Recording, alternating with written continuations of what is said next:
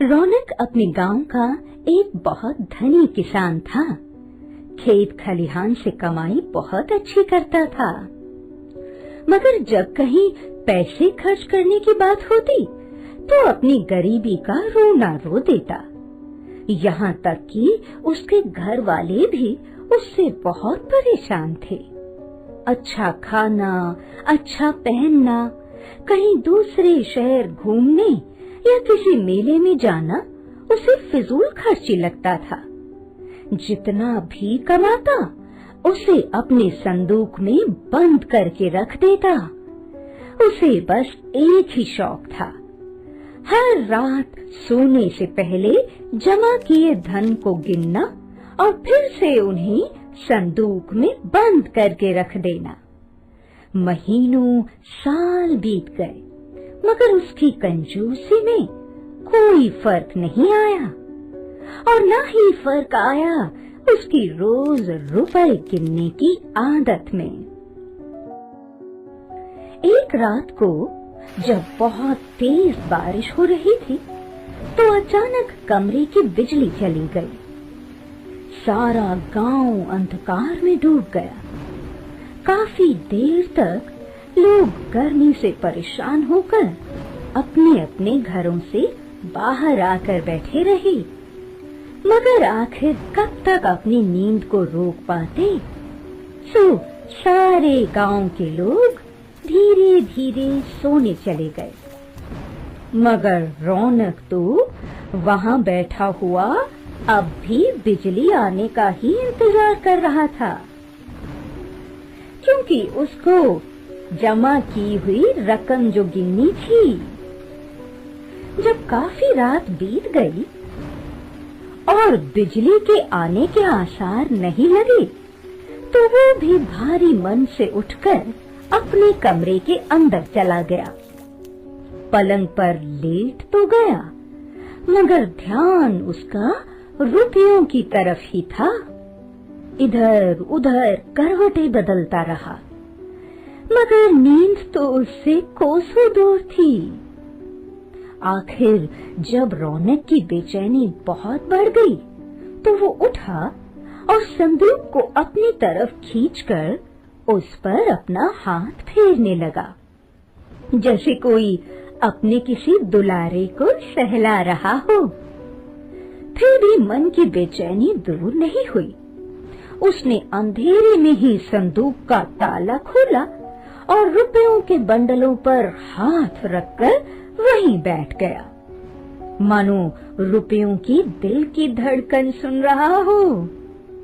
रुपयों पर हाथ रखकर उसे कुछ चैन महसूस हुआ।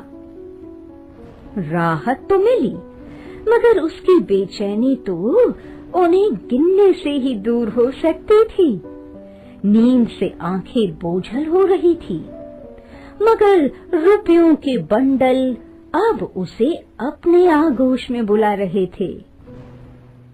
बाहर जोर से बिजली गरजी और उस बिजली के प्रकाश में उसकी नजर रुपयों पर पड़ी तो उसके दिमाग में विचार आया कि क्यों ना मोमबत्ती जलाकर ही रुपए गिन लूं। ये बात सोचते ही वो फौरन उठा, जाकर रसोई घर से मोमबत्ती और दिया सलाई उठा लाया। जब मोमबत्ती की रोशनी रुपयों पर पड़ी तब जाके उसके मन को आराम मिला। उसने रुपयों को गिनना शुरू कर दिया।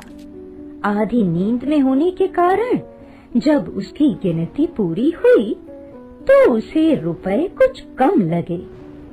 बेचैनी छोड़कर अब उसे और भी ज्यादा परेशानी होने लगी। फिर उसने रुपए दोबारा गिनने शुरू किए और तब तक गिनता रहा जब तक उसे सही रकम का पता नहीं चल गया। गिनती पूरी होते होते अब सवेरा होने वाला था। नींद से बुरा हाल था, मगर उसके चेहरे पर एक राहत और संतुष्टि की आभा झलक रही थी और उसी आनंदित और इच्छा अनुकूल अवस्था में वो तो गहरी नींद सो गया।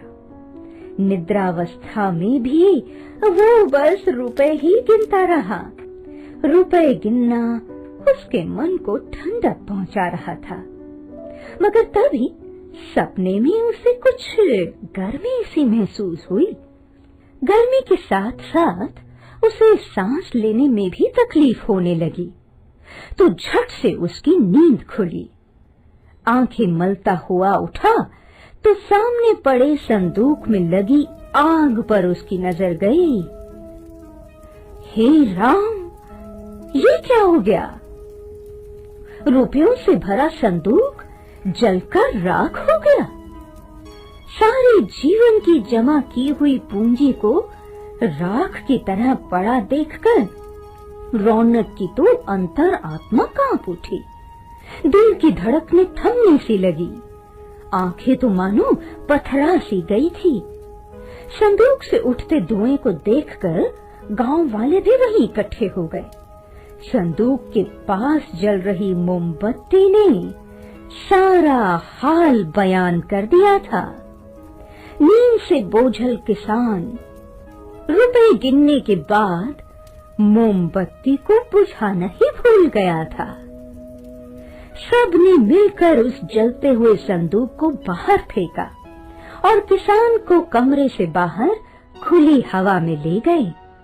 बाहर खुली हवा ने किसान को कुछ राहत तो दी, मगर अपनी लूटी पूंजी को याद करके अब उसकी आंखों से आंसुओं का सैलाब उमड़ पड़ा। रोते चिल्लाते हुए, छाती पीटते हुए वो तो बस अपनी पूंजी को याद कर रहा था। तब गांव के एक बुजुर्ग ने उसे समझाया, रुपए तब तक पूंजी कहलाते हैं जब तक आप उनका सही प्रयोग करो। बंद संदूक में तो वो मात्र कागज के टुकड़े ही हैं। धन संपत्ति सिर्फ संग्रह की वस्तु नहीं है, समय अनुसार इसका सदुपयोग भी करना चाहिए।